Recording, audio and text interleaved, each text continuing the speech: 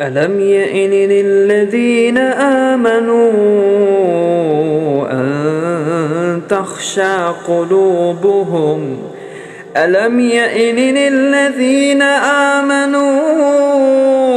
أن تخشع قلوبهم لذكر الله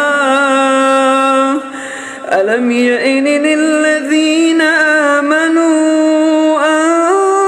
تخشع قلوبهم لذكر الله وما نزل من الحق ولا يكونوا كالذين أوتوا الكتاب من قبل فطال عليهم الأمد فقست قلوبهم وكثير منهم فاسقون.